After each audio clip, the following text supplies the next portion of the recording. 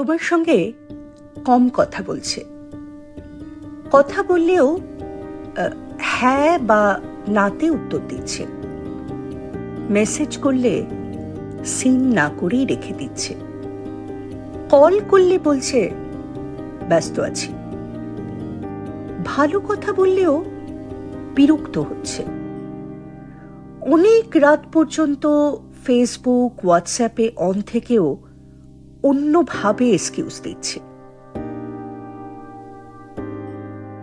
তাহলে বুঝে যেও গাড়ি চলছে, তবে তোমার রোডে নয়।